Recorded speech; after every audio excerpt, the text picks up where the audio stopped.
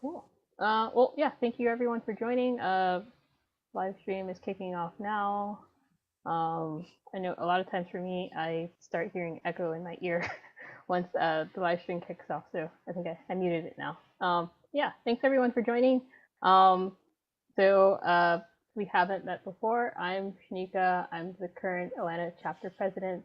And welcome to the Atlanta chapter BDPA monthly meeting. So to kind of kick off BDPA, if this is your first time joining, so we're a nonprofit membership organization, and we're focused on engagement and exposure in technology. So professional development, I guess overviews on technical advancement. So for example, like tonight's session that we're having, and our motto is advancing careers from the classroom to the boardroom. So our main, I guess, area is exposing our community to various areas of technology. So bridging the gap and ensuring there's equity, and I guess how can we improve equity essentially. To kind of talk about the areas that we focus on, so we have our STEM program,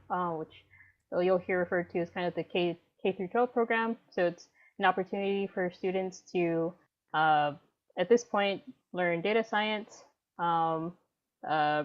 research, like how to, I guess, formate like a problem and provide solutions to that problem through research. Let's see, we have a mobile app program that's in progress, and we also have our web app development program. So we typically, the web app program is probably our biggest one, and we're trying to branch out into the other areas. Data science is relatively new. So if you have students that are interested in that, I believe data science and IT research are kind of still being kicked off. So if you know anyone that's interested, feel free to connect with us, and we'll forward those details on. Other areas, I would say, are we're still growing our collegiate area. So as I was saying, for the GSU students that are joining, thank you, and hopefully you'll continue to stay connected with us in the upcoming months. And our, I guess, professional area, where we have these monthly meetings that we host, and other sessions that we try to provide as we find other opportunities to connect in. I think one plug that I want to share, the BDPA conference early registration is open. So again, for anyone that is enjoying the content here, thanks, Victor. For anyone that's enjoying the content here, we'll be having a conference, I believe, mid-August or early August that's coming up. So to get, I guess, your, best registration fees now, would be the time to register. So kind of plugging that out. It's an opportunity to have more content like this. Thanks, Timothy. More content like this, and also a way to network. And the conference is in Atlanta this year, and there should be a physical aspect of the conference and virtual. So whatever your comfort level is, we hope you can attend. Yep. I guess also with that conference, like as I was highlighting, like GSU students earlier, we're trying to reach out to college students that are interested in attending. So again, stay connected with us. There should be opportunities, high school and college, yes, to attend the conference. So if you have anyone that's interested, again, like let us know. But the way that we're able to allow students to attend these conferences are by thanks of our sponsors. So State Farm being one of our sponsors and our speaker for this evening, and Matrix. So I think with that, I think I'll hand it over to, I guess, Victor. I didn't know if you also had something to share on this evening, John. I know Victor's the moderator, but. Yeah, no, just happy to be here. Thank you, Victor, and the State Farm folks for continuing our Atlanta Company Spotlight series. We Shanika and Victor and I talked earlier in the year, and just given how the market is right now, it just seemed like a natural fit for us just to try to give back in this way, to provide a forum for so many of our clients. Our companies in Atlanta are booming right now, growing, needing people, and this is a nice way to provide a platform for you to have more exposure and an audience with candidates, both in this meeting and then out on social media platforms before and after. So it's been great so far. We had MailChimp earlier in the year, CRH last month, State Farm tonight, and we have the next 3 months are going to continue with the Home Depot. And we're going to talk about some supply chain and data analytic positions there. After that, we have Meta coming up in July, and we're going to do a deep dive into some machine learning technologies. So that should be great. I know Victor's pumped about that. And then after that, there's a guy on the screen right here that, we were talking about this in the pink shirt, and maybe having ADP do a session in August. So I know we're prelim on that, Jonathan, but we'll see where we go with that. So anyways, enough for me. Let's get on. Victor, hand off to you. Awesome. We're really excited to join this evening. Just a quick pin in regards to the August session. So the August session will actually be September, because we take the month of August off to focus on the national conference. So again, I'll reiterate for those on the call and those that may be watching live, you don't want to miss this national conference. There's going to be a lot of great content shared, a lot of amazing speakers. And the thing that I love about participating in the BDPA conferences is that you walk away with actionable items that you can apply both to your job and to your personal life immediately following, right? So I encourage you, if you can do it on your own, definitely do so, or encourage your company to allow you to participate in the national conference. Another plug, the national conference is always looking for additional sponsors.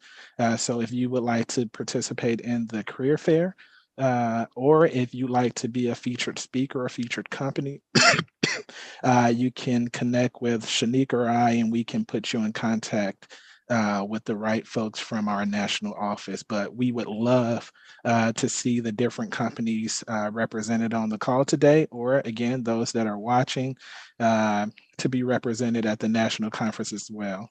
Super excited that it's in Atlanta. I love traveling for the national conferences, but over the last few years, it has felt good for it to be in Atlanta.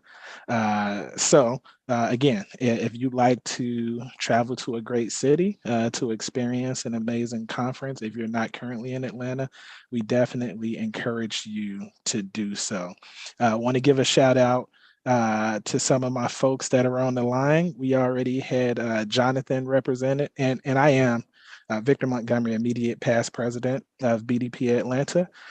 We have Charity McCoy on the line, representing the Chicago chapter as president. We have our great friend Timothy Butts on the line from our national office. So, we just have a lot of representatives here that can definitely share more info in regards to BDPA, both from a local standpoint, but more importantly, from a national standpoint.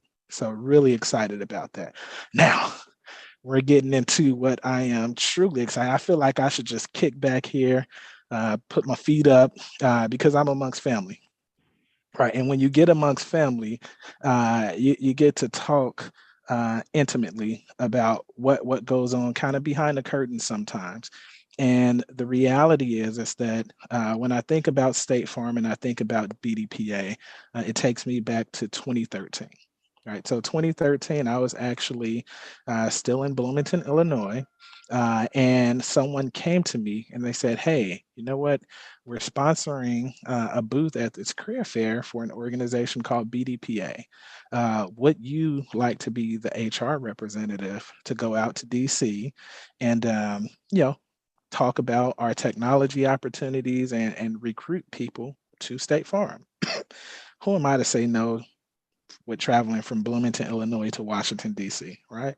Someone has to take it, why not be me, right? So I did it, fell in love with the organization over the few days that I had an opportunity to spend with them at that time. And here we are many years later. I've played many different roles with an organization that I had just been introduced to through that few days. The BDPA Atlanta chapter has benefited greatly from State Farm. All right. I didn't bring a bunch of slides today because I do want us to chat as family, right? State Farm, over the past 8 years of me being in Atlanta, has donated over $115,000 to BDPA Atlanta, right? To help support our programs, to help give our students opportunities to participate in the national conference, to ensure when we were meeting in person, both for the student activities as well as the professional activities, that everyone was fed, right? One thing that we believe in is no student left behind. Right. So we didn't want students to feel like it was a financial burden on them if they were going to go and participate in coding programs. Right. We wanted them to focus on learning the technologies that would hopefully help transform their communities. And State Farm was a big part in that. State Farm, if you know State Farm, they love giving out swag. Right. So State Farm was always on top of, giving out swag. They've donated many of computers to our program, and has always just been a constant reminder of what it looks like to be a great participant in your community. Right. So I'll start there because many times we focus on culture of an organization, right? And the culture of an organization is made up of its people, right? And I have a few people, on the line with me today that are great representations for the core culture of State Farm. We're going to hit a lot on the culture of State Farm, but of course, many of the folks want to talk about State Farm Insurance Company. How does that relate to technology? Right. And I think we have folks on the line that can definitely fill in the gap there. And then we just want to talk about some specifics like, okay, what are some jobs that are out there? What are some things that we're looking for? What are some things that you specifically look for when you're, trying to get that right person for your team? Right. We may get into some diversity and inclusion.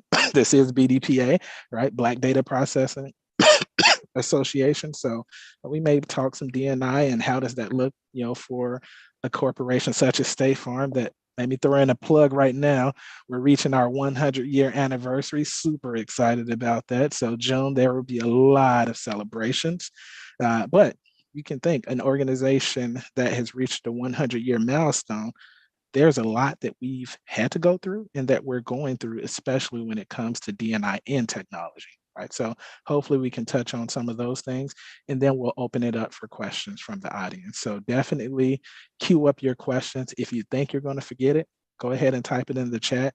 Shanika and John will be monitoring the chat, but we hope that you're comfortable, feel comfortable enough to unmute when that time is allotted to ask your questions directly. Again, we're family. Don't feel like you have to ask it in the most perfect format. We'll understand where you're trying to get to. Sounds good? All right. So with that, I'll give our panelists just a quick opportunity to introduce themselves, and then I'll begin to jump into some questions so we can get to what you all are here for. So we'll start with ladies first. Jamie. Oh my, I was going to take Sam's lead. Thank you, Victor. I am pleased to be here, and thank you for inviting me and having me. My name is Jamie Head. I've been with State Farm 20 plus years.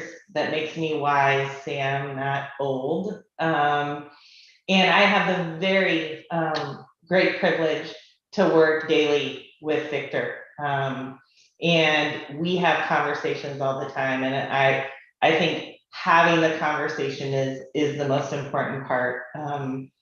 I will tell you my theme today is that everyone can be a technician if they have the passion, if they have the learning agility, and they just have the sheer grit to keep going each day. I have a background in accounting and high school education.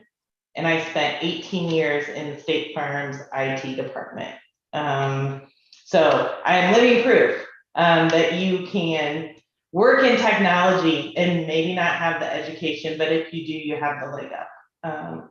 4 years ago, I was asked to bring those technology skills and my network to the internal audit department. A little scary, thought I was going to lose my tech, but it just motivates you to learn even more. Each day, you can apply technology and just the mindset of that skill to any workspace.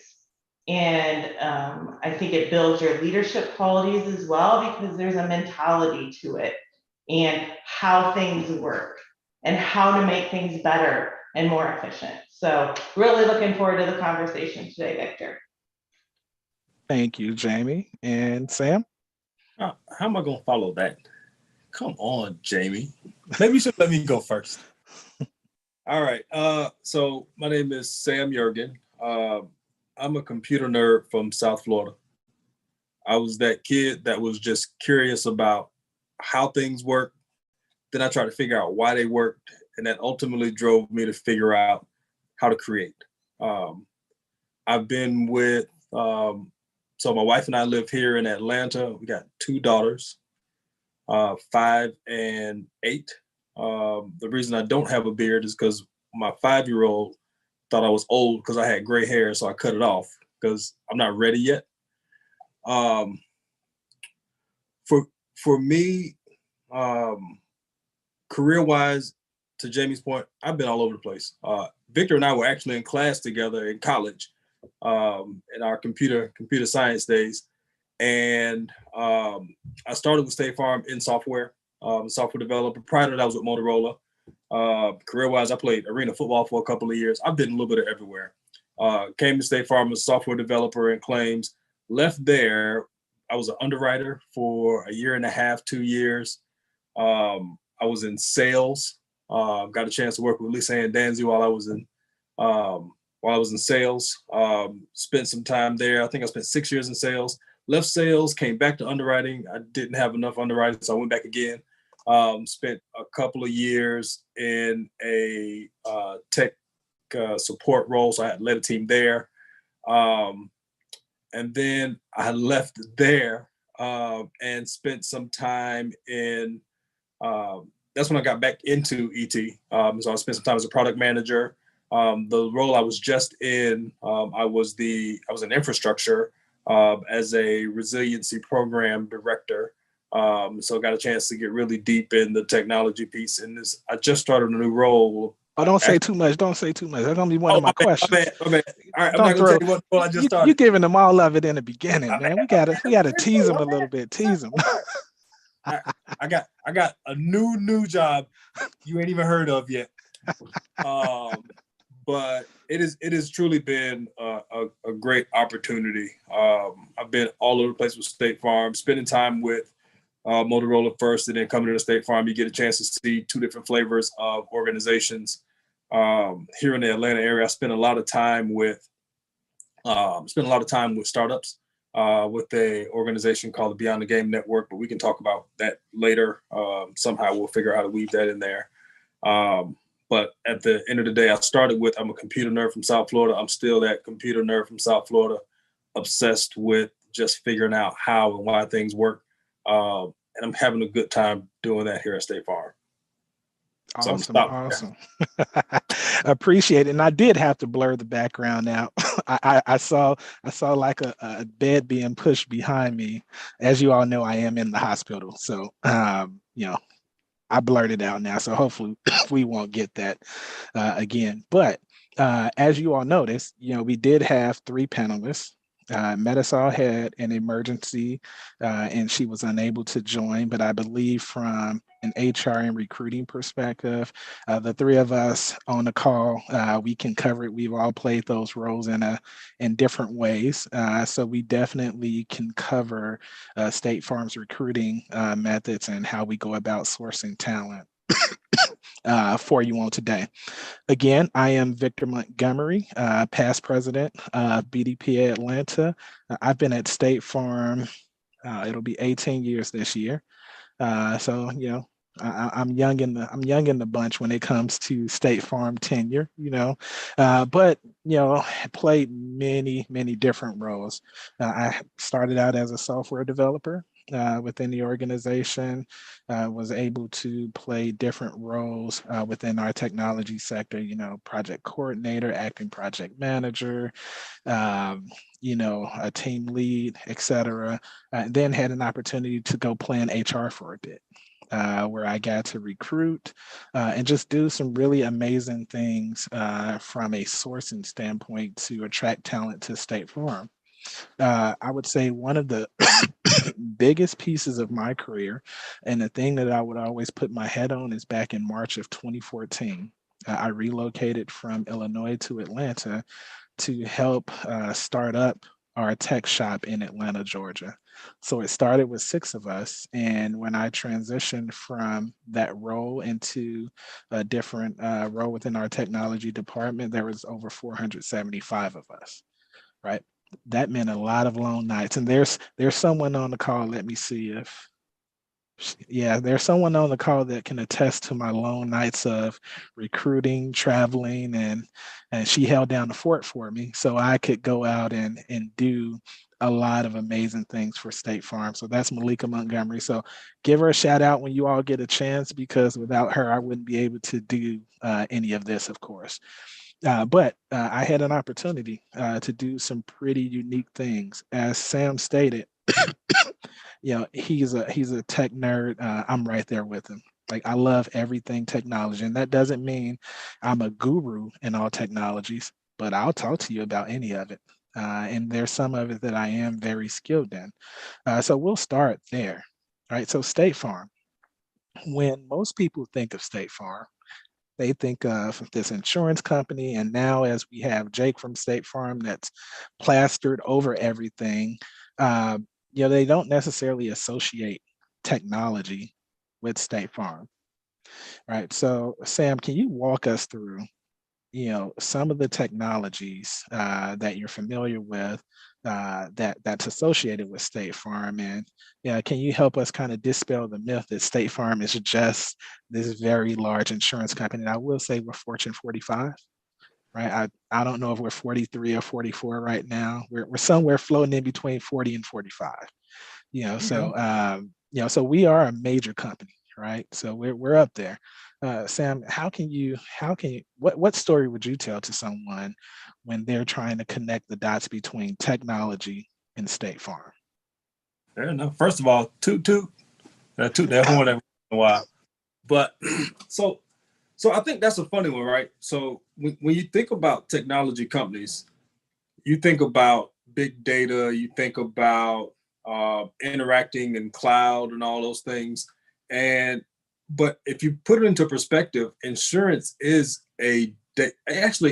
was the first big data of all industries. Think about the amount of information. And so first and foremost, a tech company, all the tech that we use across our entire industry, specifically across State Farm, is very much big data driven. We're on a cloud migration just like everyone else. When you think about machine learning and you think about modeling, we were doing modeling before modeling was modeling, because that's what rates are, right? It's models. And from a sophistication standpoint, the one thing that I found hilarious when I first started with State Farm, everyone would say we have more data than the US government. I was like, that's cool, but wouldn't it be great if it was information? And so we're on this journey to turn that data into information and make it useful. And so from a tech company perspective, think about all the things that happen related to technology associated with data first and foremost. But then think about, we've got a State Farm website. One of the roles I held, I had a digital self-service.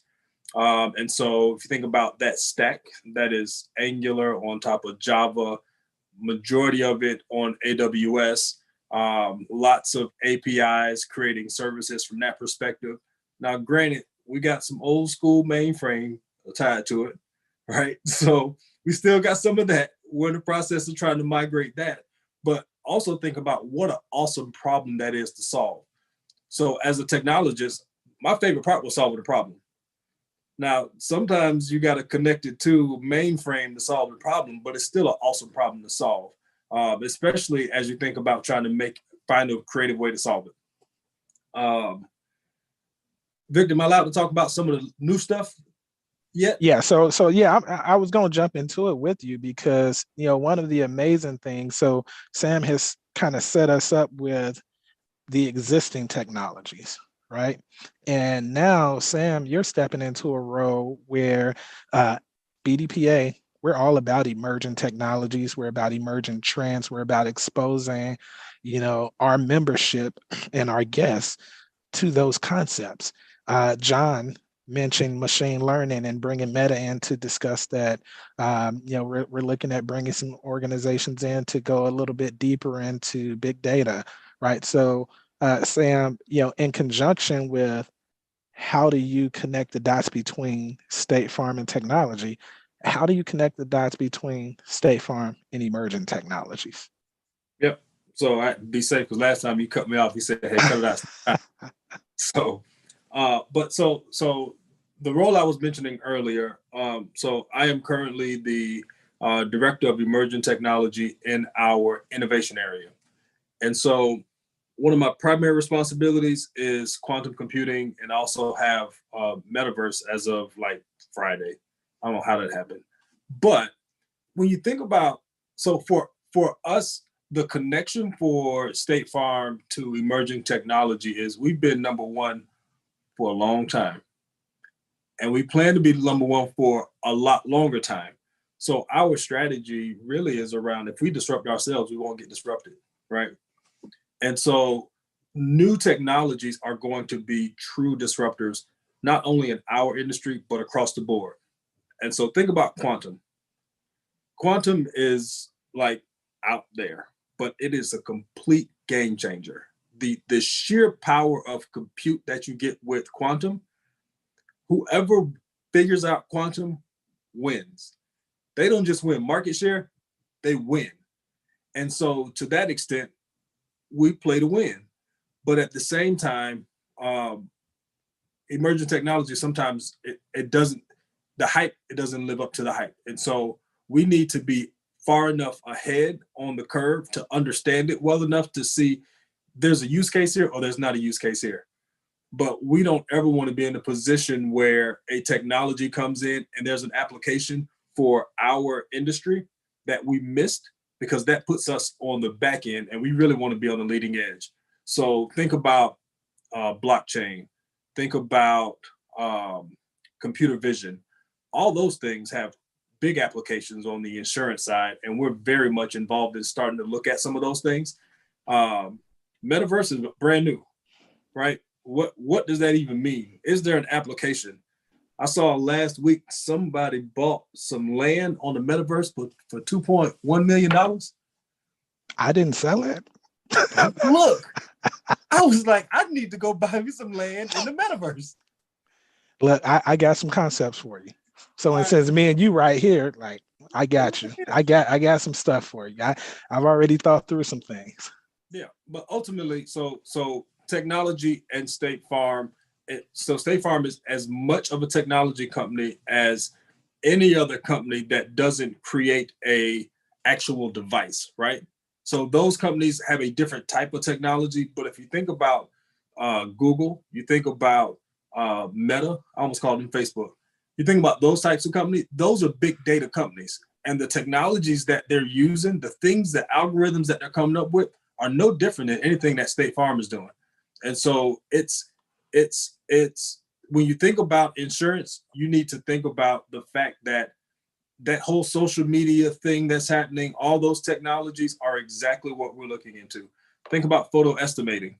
There's a lot of models associated with that. So we've got data, we got a whole team of data scientists that are trying to figure out how to make that data work. But the fact that you can potentially take a picture and all of a sudden you get an estimate for your vehicle, that doesn't just happen because we bought it. We're building that. We built our own internal. That was one of my teams.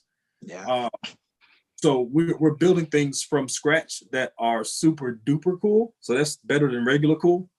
And we're building it at light speed. And we have money to spend and research and experiment. And so we can afford to kind of look at things in different ways than your normal organization might be able to do. And I think that's perfect. And Sam mentioned a couple of things. He said we're number one. So I do want to, throw out some clarifications, right? So we're number one in multiple things, right? So, I'm going to go back to the old data. It may have shifted a little bit because I hadn't researched it as of today. But I remember, there was a time when they say, look around at all the cars driving on the road. 1 in 4 vehicles are insured by State Farm, right? So we're probably still very close to that number. And they'd say, look at all the houses around you. 1 in 7 houses were insured by State Farm, right? So you think of that. Think of that as you look across the nation. And of course, it's different in different pockets. But overall, when you think about averages and numbers and data, we all love that. That's a powerful amount of information that cycles throughout this organization, right? 25% of the vehicles, that's significant.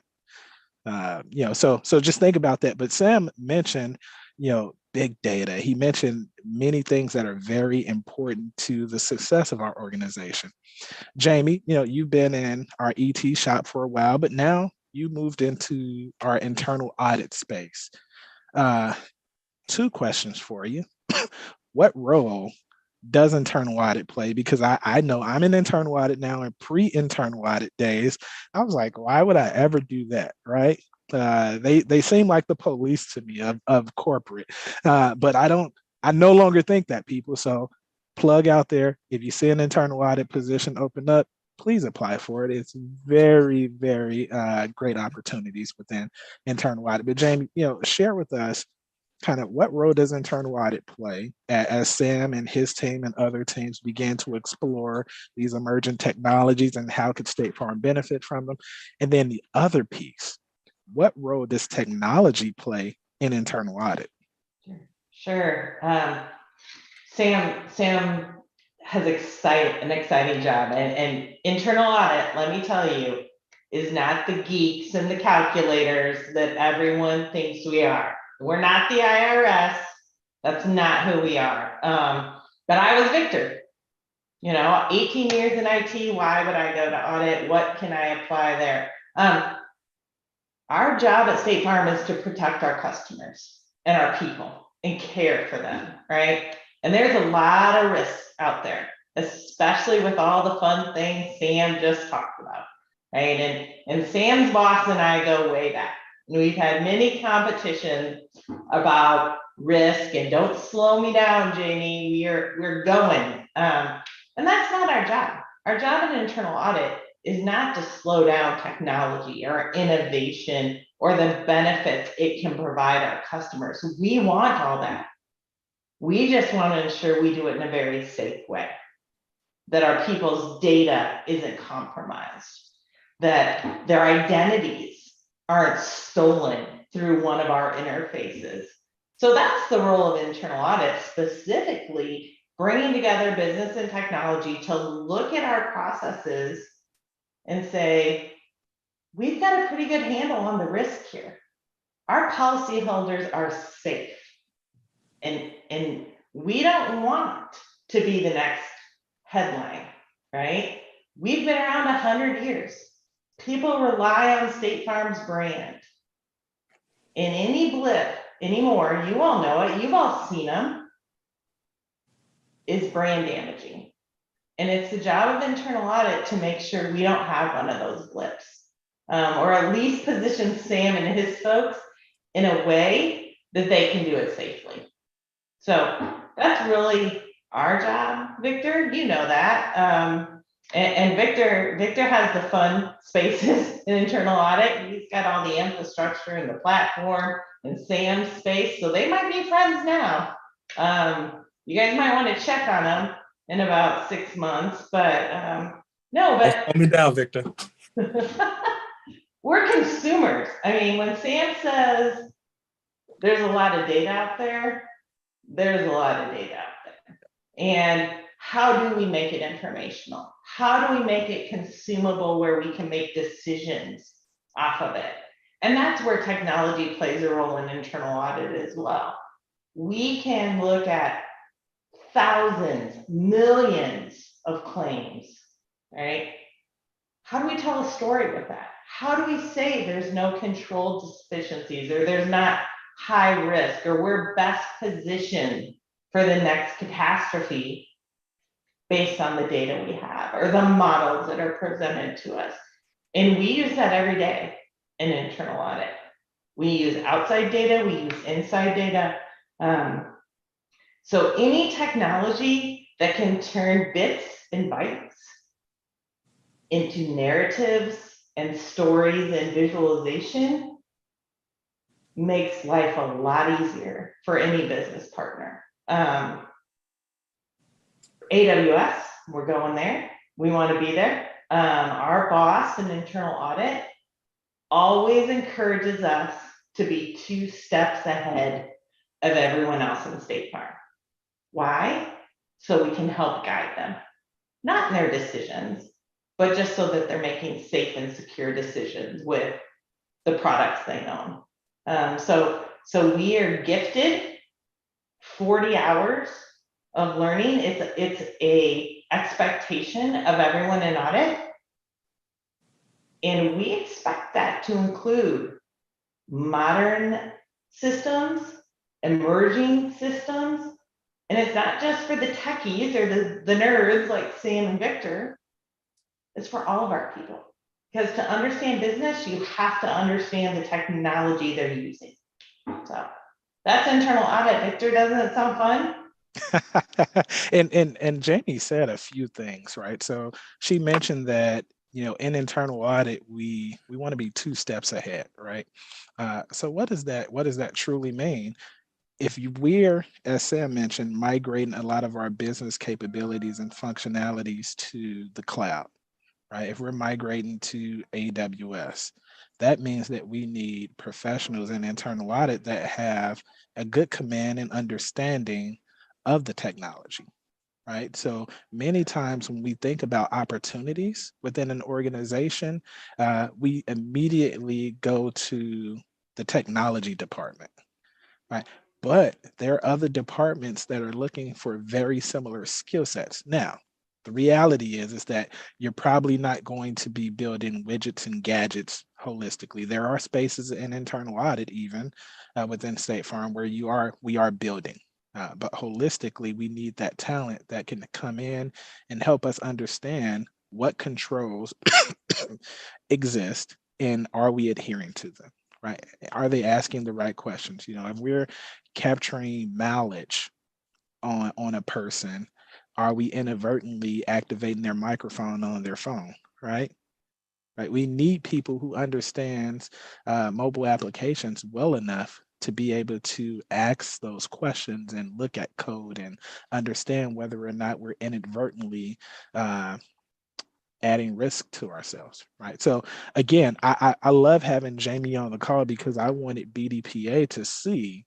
Now, granted, this is just internal audit, but we have actuaries that consume heavy technology. They're at the forefront. We have underwriters, we have marketing, we have so many areas within our organization that are large consumers and contributors with emerging technologies.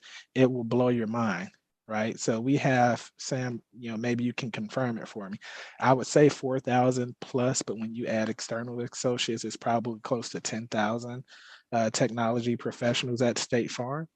Yeah, I think that's pretty close. I think that's pretty close. And I was going to say, you know, I always tell people we're an organization that is so large that you can be anything from a pilot to a janitor. We run the full gamut of opportunities. But I think the other part that makes us really interesting is there's an opportunity. Like, I went on this journey to a bunch of different places. And if you look at this idea that product management is the thing that is really starting to take hold in the technology industry, I've had the ability to see our customers' experience from all of our core functions. I've seen it from a claims perspective, I've seen it from an underwriting perspective, and I've seen it from a sales perspective. And now I'm working with customers to deliver technologies that meet their needs, but I have a true empathy and understanding for their needs. And it's not as easy to do that in other places that may be siloed in what they're doing. And so I think that's a really special opportunity within the organization. Yeah. No, I love that you shared that, and so this takes me kind of to another question, and I'll start with you, Jamie, on this. So as we're as an organization, I mentioned that it's sometimes hard to attract talent, because our name is State Farm Insurance, right? But I know you've been, a member of our workforce group. You've contributed to assisting and developing plans, to help us go out and engage in recruiting strategies. What are some of the ways that you've seen us recruit in the past? What has been successful? And then also just attach on to that, when you're specifically looking for folks, what are some of the things you look for in candidates? Sure. So my first role at State Farm was recruiting for the IT department. I got to travel all over, go to the colleges, great times, right? And I spent my day selling the worth of State Farm and how great it is. And I think Sam hit one of the first things, right? It's the opportunities presented to you. And that's why you'll hear from many people that are 20 plus year employees, or 30. I think we had 2 or 3, Victor, this month in audit that are 30 plus year employees at State Farm. And you just don't see that as much anymore in today's industry. People are bouncing around to get other opportunities, or to look at claims like Sam said, or then I want to do tech, so I got to go somewhere else. So really when we recruited, it was to sell the benefits of State Farm and get past that first question you asked, Sam. Why, as a tech person, would I want to work in an insurance company? And we were competing against the Googles at the time and the Amazons, and I look at people and say, you know what, you're right. You can work wherever you want, right? You're qualified, you can do it. But the reason I'm here is because of the people. It truly is. And I bet Sam and Victor could go get a job tomorrow somewhere else with the resumes they have. Why couldn't they? But why do they stay? It is truly the people we interact with, the opportunities we are given, and just the vast number of people that work in this organization that you have the ability to learn from and grow from. And we never stop. I learn from Victor every day, and that's exciting. And that's what we recruit after, right? And I think at State Farm, what I think we're grounded in, and these guys can argue me, but we want to see how a person differentiates themselves. Why you? I want to hear why you. And tell me you're the computer nerd. I want to hear that. And I want to talk to you about that. And what excites you and what's your passion? And you have the willingness to learn and grow with me over the years. We have a spot for you in State Farm. And it might not be day one, software developer and ET, but it might be claims analytic data analyst day one.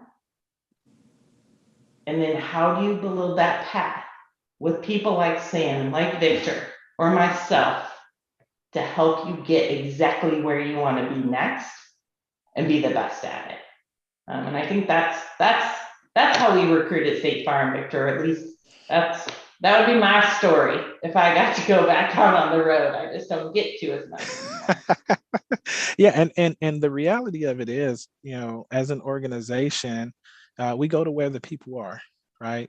I know one of our big pushes right now is getting back with the HBCUs. I mean, we used to do it heavily in the past. Quite transparently, it was hard to get folks from the South, to come live in Bloomington, go through a winter and want to stay, right? That was a challenge. But now that we have spaces in Dallas, we have spaces in Atlanta, and even Phoenix, it's become more attractive to say, hey, you know what? If you're at an HBCU in Atlanta, you don't have to leave to come to State Farm. You could still be at State Farm in Atlanta, right? So I think we've definitely opened ourselves up to that. But the other piece is engaging a lot in professional organizations. State Farm, especially in the communities that we're operating in, we're part of many organizations, professional organizations. You take BDPA Atlanta, for example, Women in Technology in Atlanta, and we show up to those places and we participate. Right, we build a reputation as an organization that you can trust. And if you happen to be looking, hey, point to me because I'll give you more information about my organization. Right, so we try to be where the people are at that can contribute back to our organization if necessary. Social recruiting. Right, so we're on many social media platforms. I know everybody on this call knows this, but I'm going to repeat it just in case. If you have a LinkedIn, there is an additional service that people pay for, that companies pay for on LinkedIn to be able to do background searches on you. So we do keyword searches, and based on the percent of words that are on your profile that matches our search criteria, it will give us a list of folks that we can reach out to for jobs. Right. So that happens. So you should know that every social platform has that capability. So definitely, if you're a software developer, software engineer, ensure you have a lot of that language on your profile so your name will pop up more frequently as companies are doing searches, right? So we use those capabilities, dice.com, a lot of the technology platforms, we leverage those. We've been at South by Southwest recruiting. We've been at many different events and activities, just trying to attract talent, right? So there's no rock that we will not turn to find folks that could be great within our organization. And Sam, I kind of want to pivot to you on this, and this is a question that I want to open up to all of us, and it's around culture, right? Many people, and many companies have very great cultures, right? So I'm not going to take it away from anyone. It just so happened that I've gotten to experience State Farm's culture for almost 18 years, close and in person, right? So Jamie mentioned, she stays because of the people, right? And the reality is many of us have that very same story. So Sam, why don't you tell us about the culture of State Farm as transparently as you can, right? Because I know everything is not roses and butterflies, right? So I will not make the audience believe that, but I do believe we stay for a particular reason, right? So, tell us a little about your experience. Tell us about, the culture that you see at State Farm. Oh, all right. So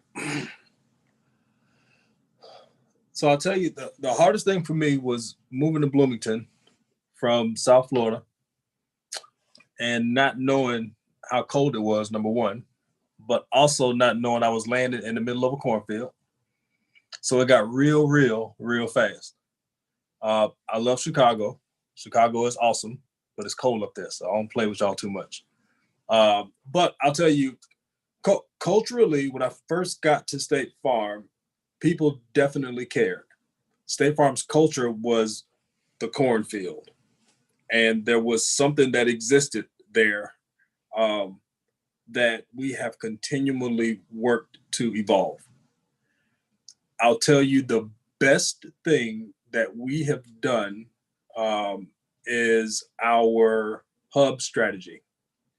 We went out into the rest of the world and we realized we had opportunity to grow.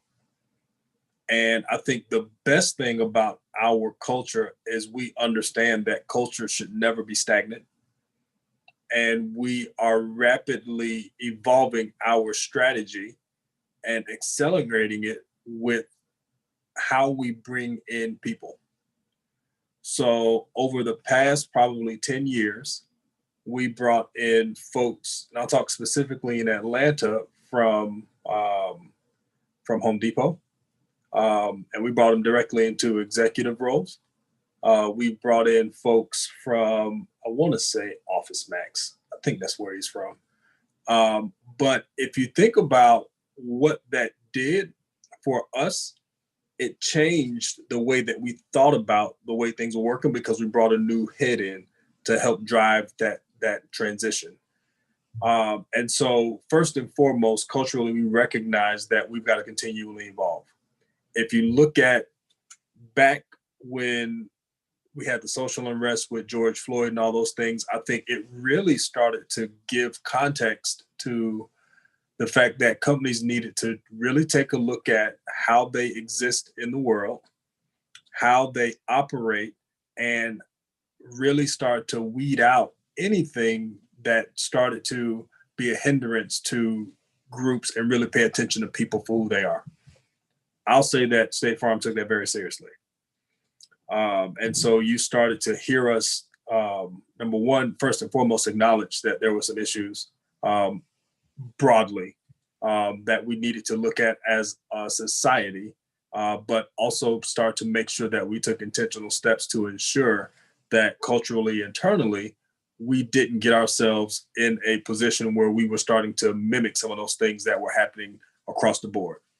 I think the other thing about the culture I like is I love the fact that for me, where I am, I'm given the latitude to have a real conversation with my boss. I'm given I'm at the table when we're having conversations, and if something don't smell right, everybody understands that I'm going to say something. And that's why they brought me there, though, is to say, hey, this don't sound right. Or the way you described what you were doing, that don't sound right. So they don't tell you to be quiet.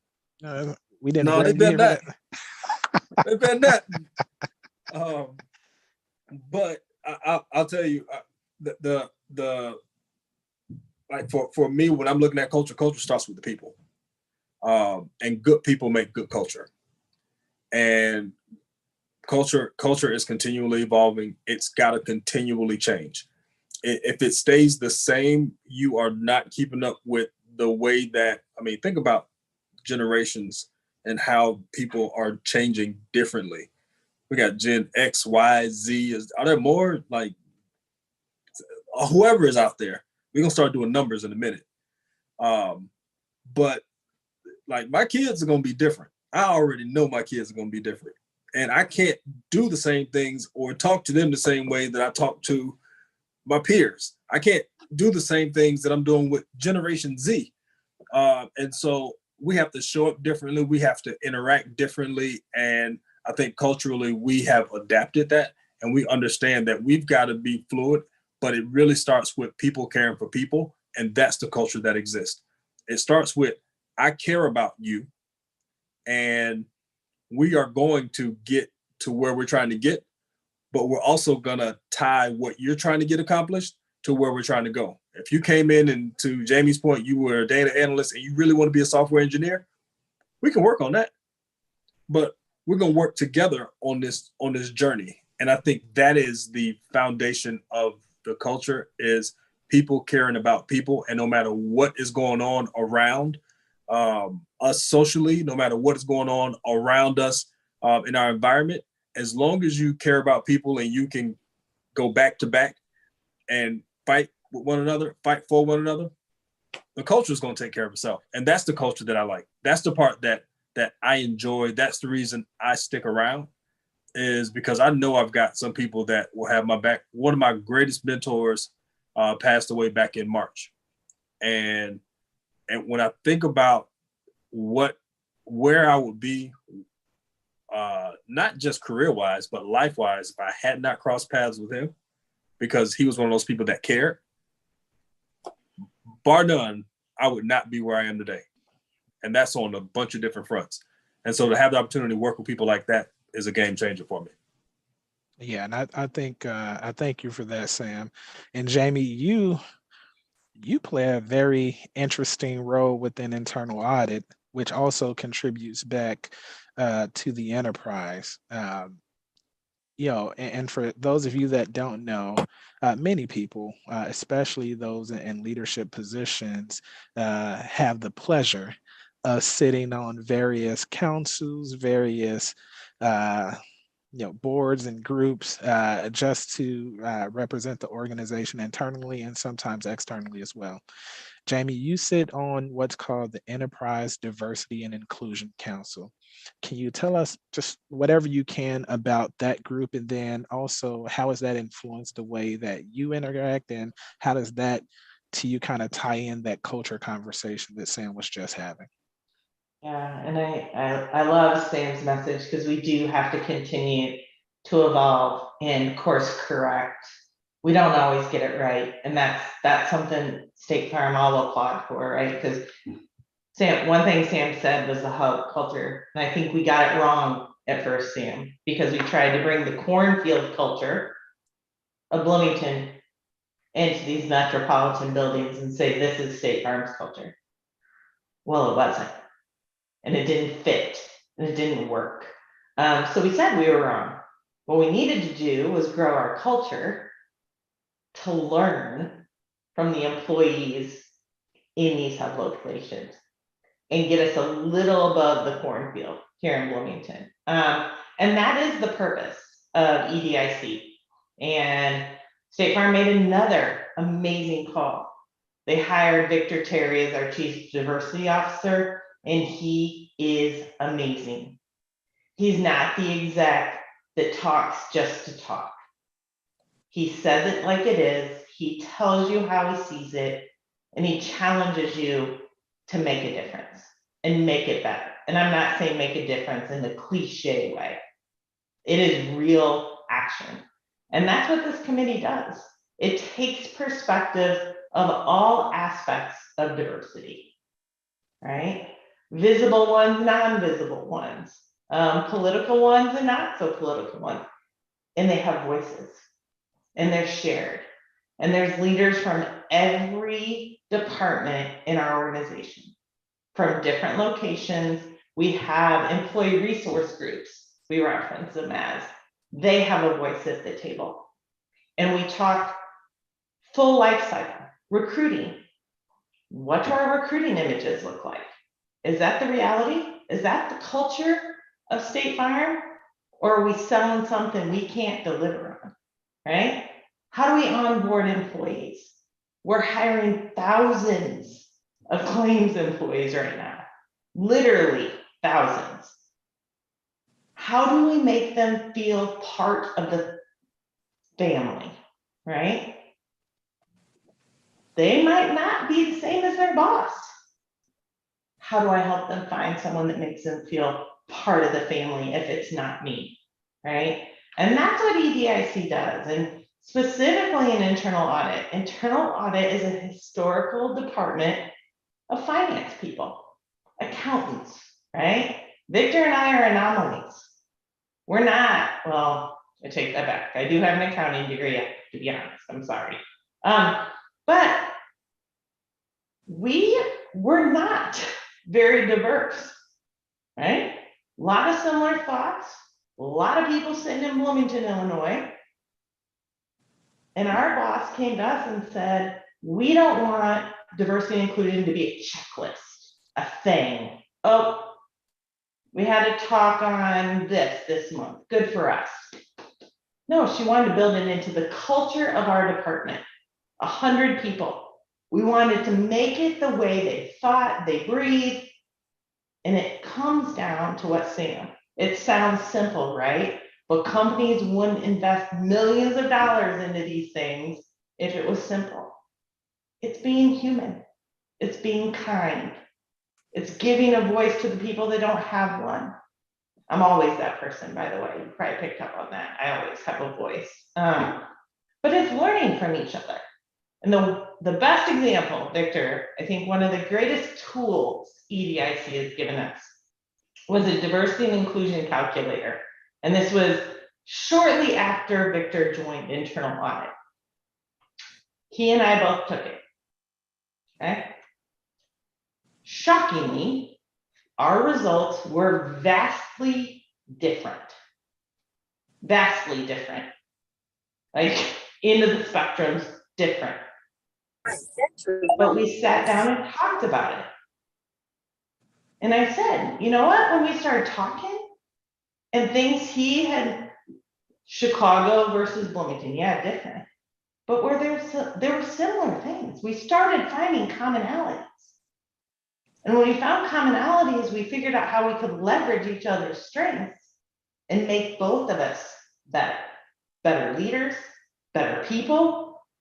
And that's what State Farm wants. And that's what they're trying to do with EDIC to help, to Sam's point, continually evolve our culture.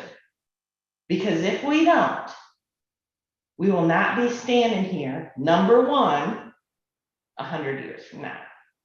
And that's really important, I would say, for the generations behind us, that we're laying the groundwork for that.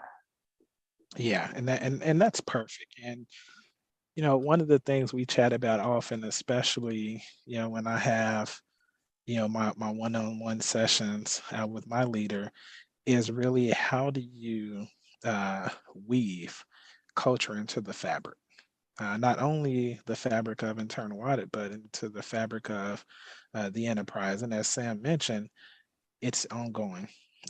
You're never complete. So it's like a tapestry that you're consistently threading, right? You're consistently adding additional yarn to it. Whatever it is that you're doing, you're always doing that thing to match what's right in society, you know, at that moment.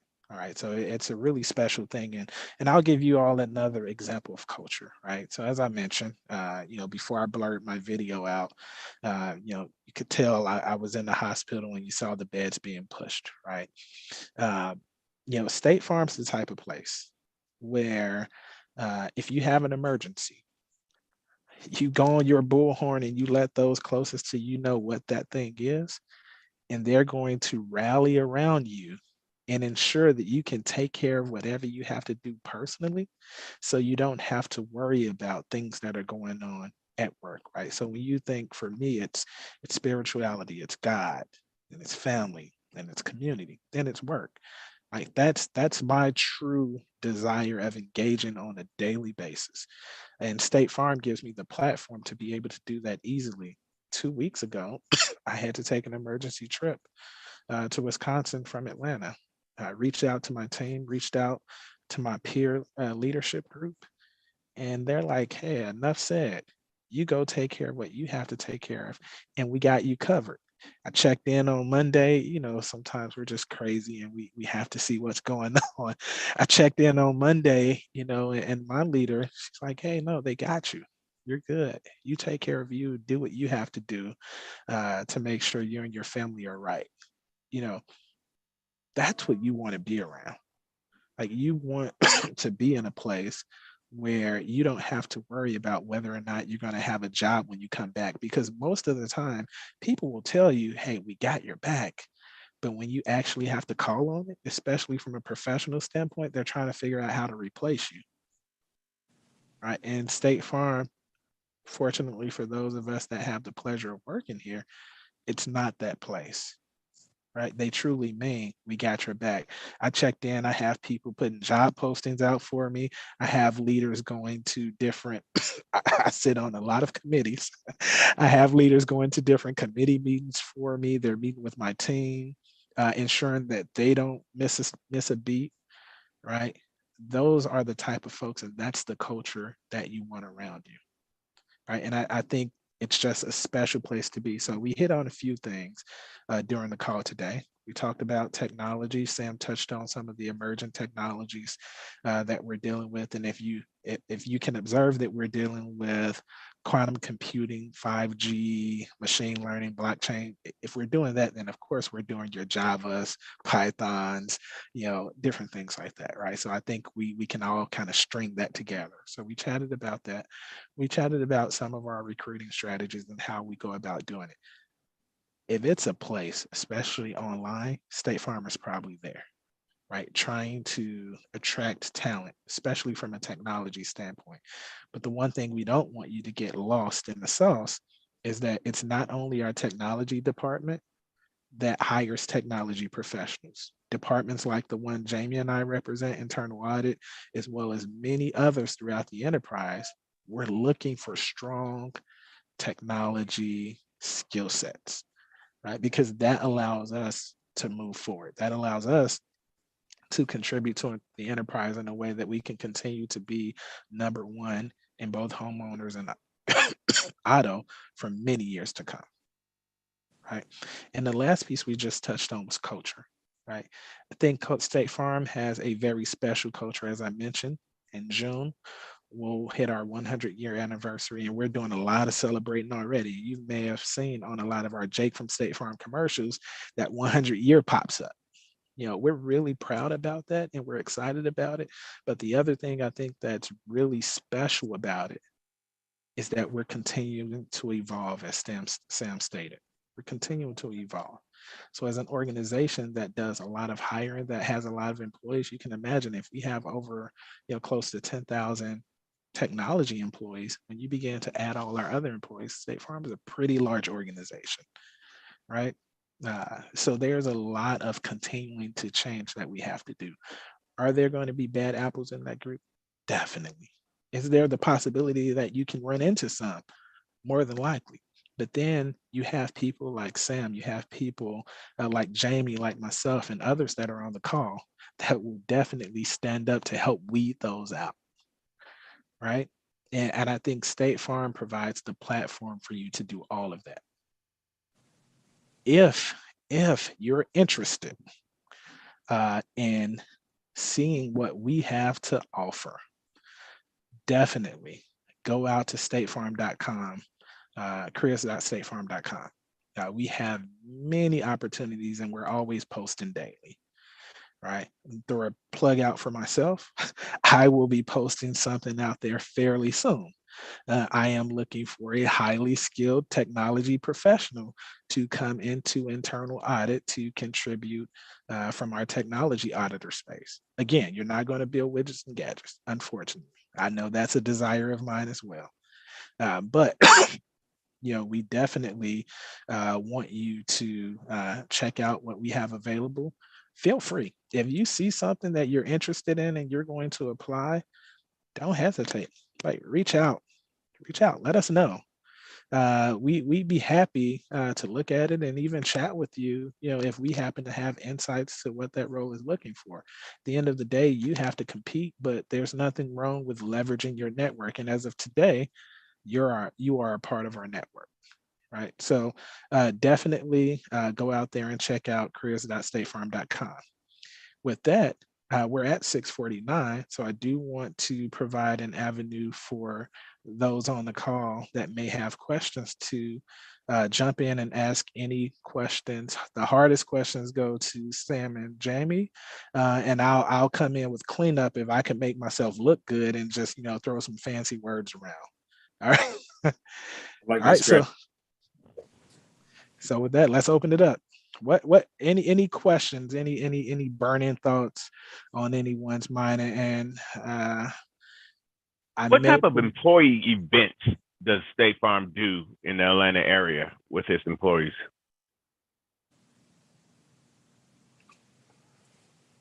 All right. That's to anybody. So I think one of the big events that's about to go on, we've got our 100-year celebration. And so we'll have a block party coming up and some watch parties along those lines. But if you think about kind of employee events right now, after post-pandemic, we're still trying to figure out what that looks like post-pandemic. And so I think all companies are trying to looks like. But I'll tell you, I just got back from Dallas. I visited my team out in Dallas, and we just try to find the opportunity to meet whenever we can, do whatever makes sense for people based on their comfort level. That's kind of where we are right now. I think we'll start to get ourselves back into more formal events, but right now everybody's still trying to figure out if we're on wave number 7 or not.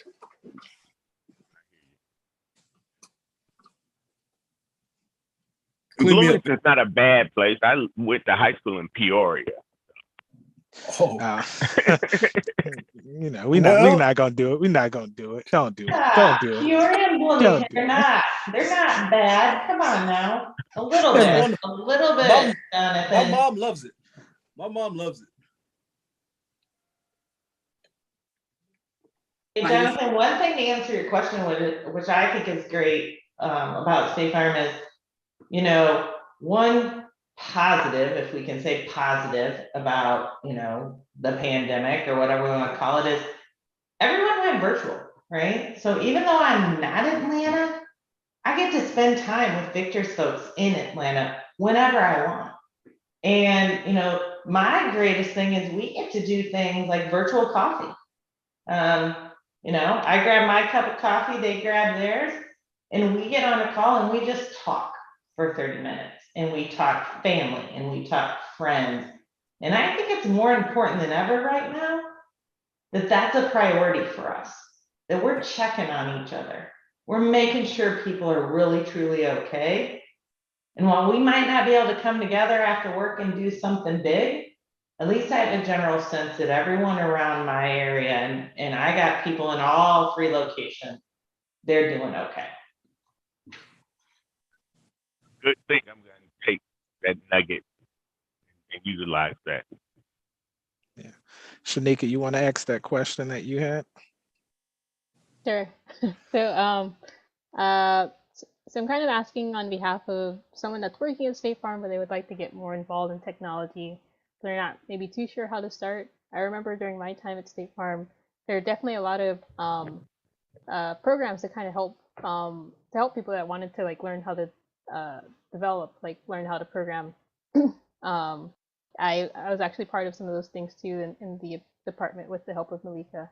So kind of wondering with things that might be a little different now, what would be available to folks that are maybe at State Farm that are interested in kind of switching things up? Yeah, I think that's a great question. So there's a program. There is a program that we've kind of booted up. It was during the pandemic, well, right prior to the pandemic, but I think it's beginning to get some wind beneath its wings again, where non-technical people can go through a boot camp that's offered by our workforce department, which exposes them to, I forget how many weeks it is, of technology development. So it takes them through kind of that concept to implementation. I think Java, maybe some Java, JSON, some of the core web development technologies, some of the ones that are used more heavily at State Farm, so they get the opportunity to do that. So if they have the ability to, get away and their leadership supports them, I would say that's definitely a program that I'd encourage them to get engaged in. The other piece is seeking mentors. Seeking mentors in the different areas. There's nothing like a relationship. If you can get a decent relationship with folks that have connections, as well as folks that can help you grow in that discipline that you're looking at, nothing can replace that. So I would encourage them as much as possible. I don't want to overwhelm them, but get 2 or 3 decent relationships under their belt with folks that are doing the job that they want to do or hope to do in the future, and ask them, how did you do that? What steps did you take? Okay, if I don't go to school for it, what are some things you'd recommend that I do to make myself competitive? And oh, by the way, can you introduce me to people that hire for this role? I think that could be a great segue for them to potentially get into the space that they're looking to get into. Yeah, only thing I had is just start talking to people. That's the crux of it. Whether it's a connection or some information or some guidance, whatever it might be, call somebody. I have a question. Shoot. Hello everyone. My name is Javier Conan, undergraduate student at Georgia State University. So some talk about many emerging technology, and I was very excited about that. So my question is, having a master's degree, is it an advantage to get inside, all those emerging technologies from a recruiting standpoint of view? So this is my thought on that, and I could be wrong, so Victor might have to clean me up. Talent is talent. Just because I got a basketball on me, I can shoot. Just because I got some J's on me, I can dunk. So it depends on what you're doing with that master's. If you got talent, then awesome. Now, what it does do on paper, it looks good. It's a master's, but it really comes down to what you're doing with it. So if you know how to use it, then absolutely. Victor, clean me up.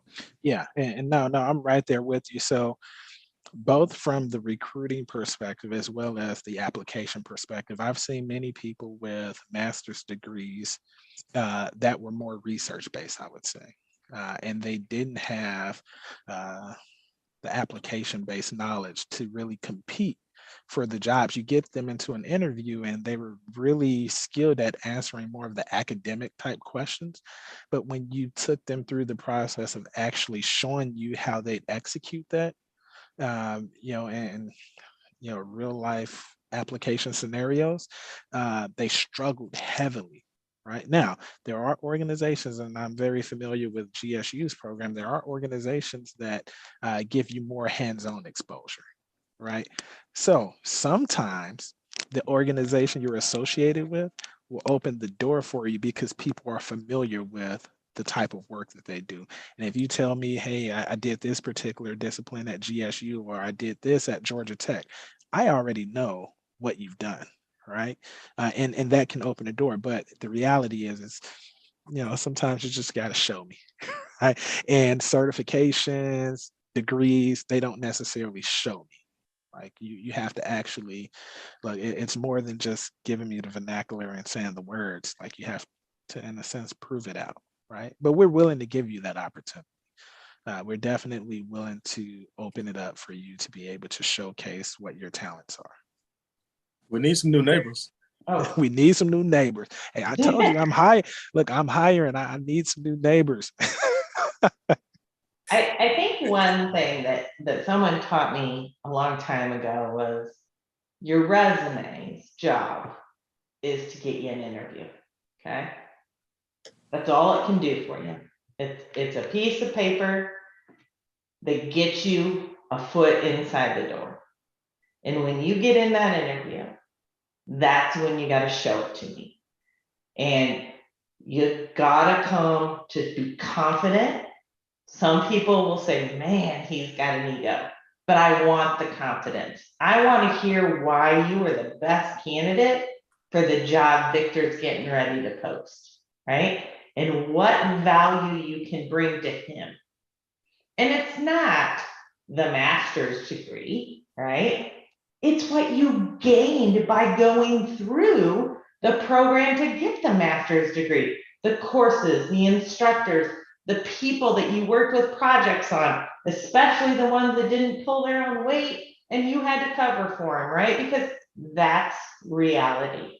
And those are the type of people we want coming and talking to us and telling us why they are a great fit for State Farm, no matter the position. So, and I think I read that you are the one that has a summer internship this summer. So congratulations. Make the most out of that. Meet people, learn new things. And that's just one more thing that you have to offer any company when you're ready to work full time. Right. Thank you so much. Let me touch one additional piece, right?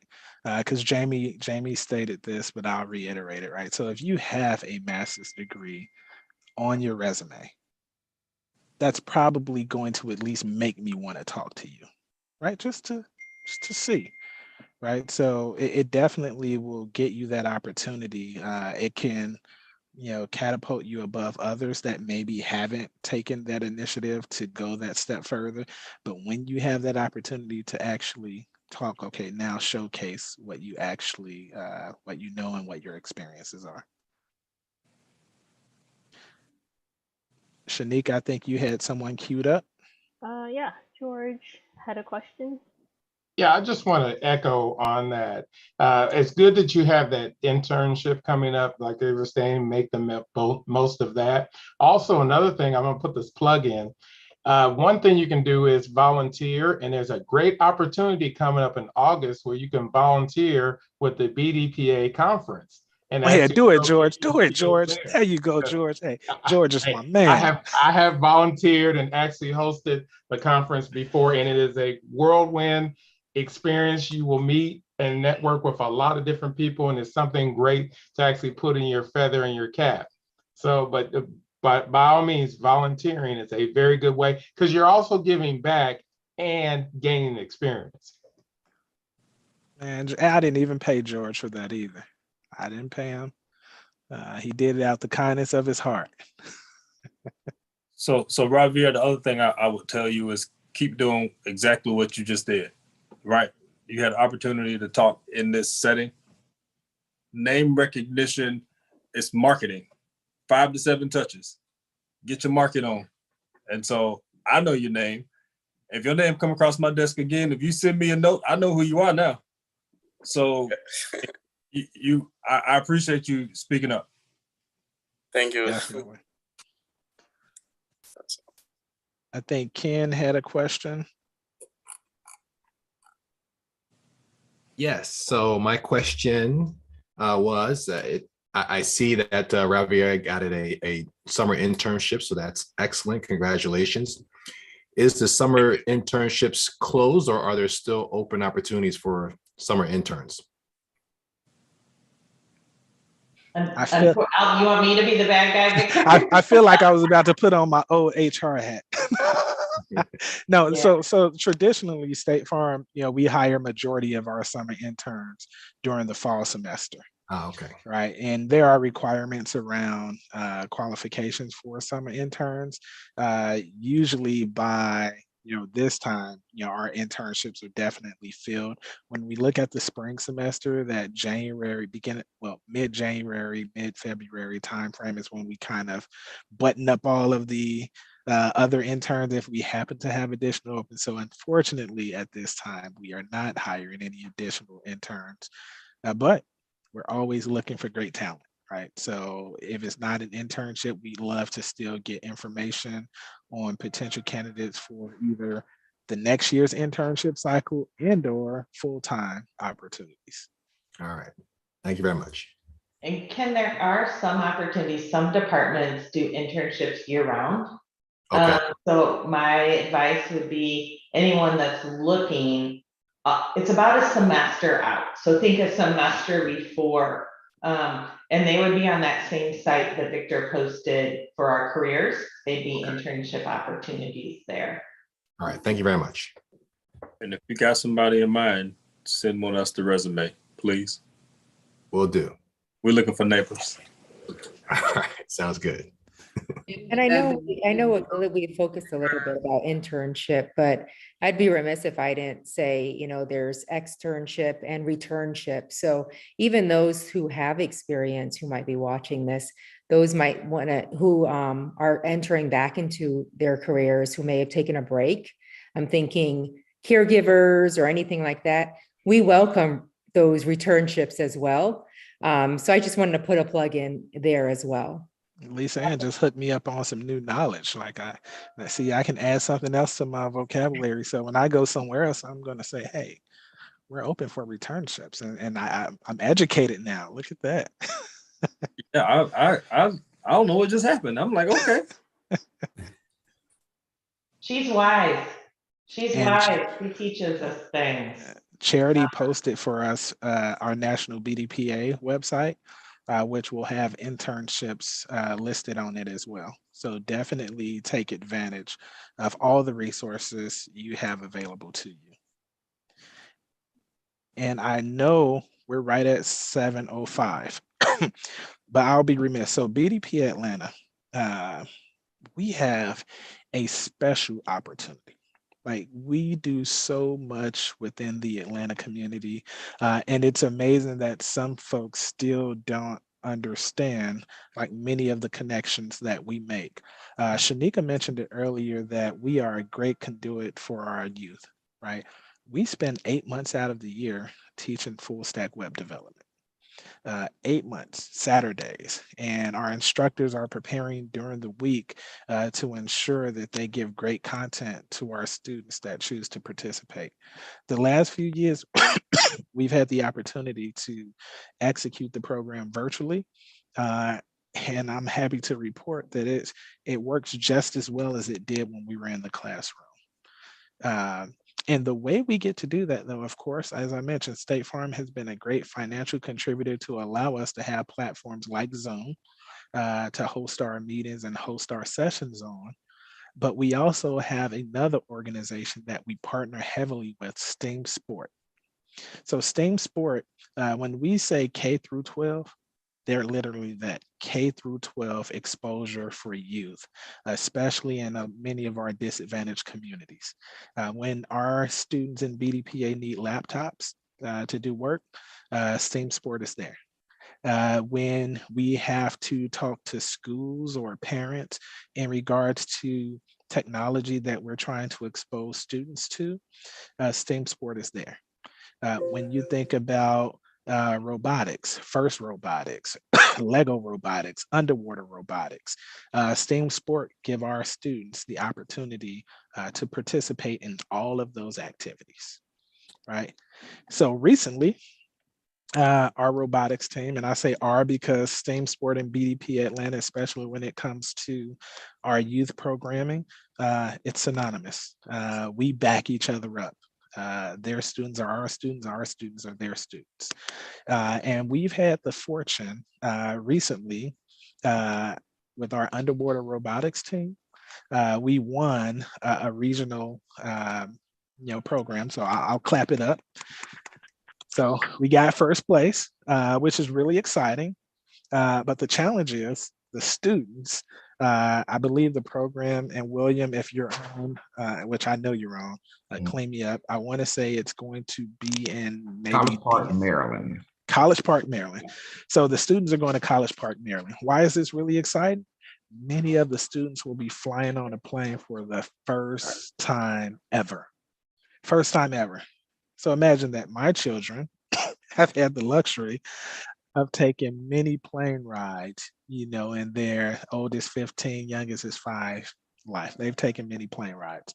So these students will get their first experience walking through the airport, getting on a plane, carrying luggage, etc. BDP Atlanta and STEAM Sport want to make this a very special moment for them. All right, we want it to be something that they remember for the rest of their lives.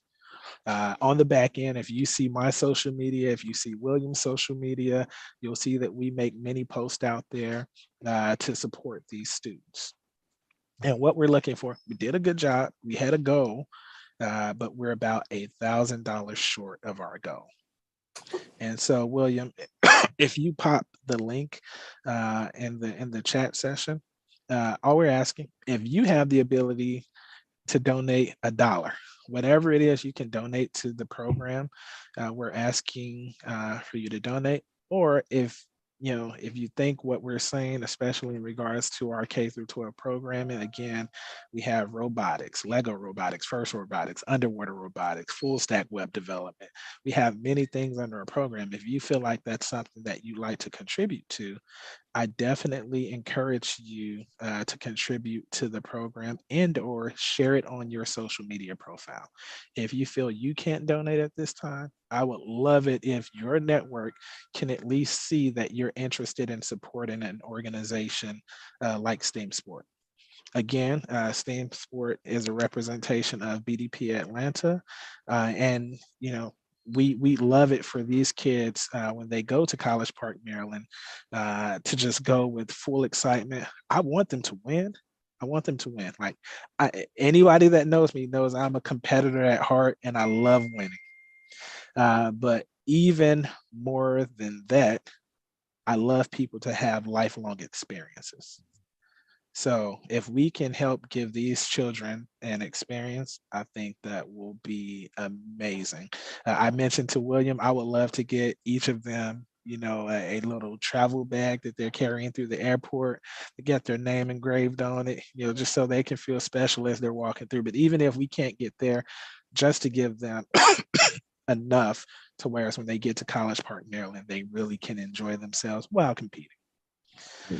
And William, I don't know if there's anything else you want to share. Just jumping in and just say thank you guys for the opportunity and just to get in front of you guys and talk to you. And Victor does a great job of describing who we are. And just like you said, with State Farm and with BDPA, I mean, we're in lockstep.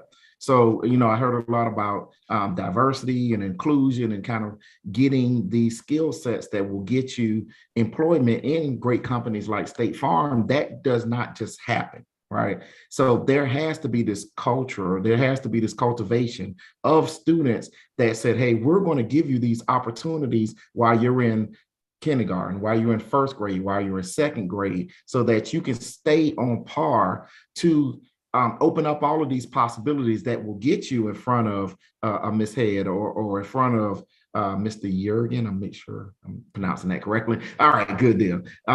So just being just in with BDPA and, seeing the work that Victor and Shanika and Miss Reeves, Mr. Reeves and Lisa has done, just with making sure that students get opportunities to have this as an outcome. It's been amazing. So, again, I wouldn't be a nonprofit executive director if I didn't beg for money.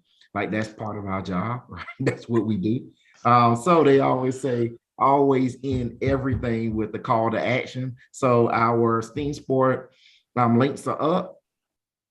We had a goal of that we're going to do about 3,500 to take care of the cost for the flights, the cost for the hotel rooms, the cost for, because we want to make sure that we're giving these students exposure. So it's one thing to teach them this technical skill set. The other part is just exposing them to other parts of the country, other people, so that when they get into rooms and there are different cultures inside of the rooms, they're not lost. Right, because they're used to interacting with a lot of different people. So links are up. Jumping off my soapbox, still begging for money. That's what I do. But if you guys, again, we're 501c3, so all of your donations are tax deductible. So we just ask you guys, please sow into the future of companies like State Farm. Awesome. Thank you for that, William. And with that, I will turn it back over to Shanika. I really appreciate you all giving State Farm an opportunity to share more on the organization. And I definitely want to thank Jamie Head and Sam Jurgen, two very, very amazing leaders for State Farm. And as you can tell, if they're a representation of what State Farm has to offer, State Farm has a lot to offer. So I thank you all for sharing your expertise and knowledge with the group. And with that, I'll turn it over to Shanika. Sure. Yeah. Thanks, Victor. And yeah, thanks again, panelists, for speaking with us this evening. And thanks again for the advice. With that, we'll wrap up for the evening. So yeah, feel free to connect with us on our social media and also connect with Steam Sport. Thank you. Thank you all for having us. Good Great evening. job. All right.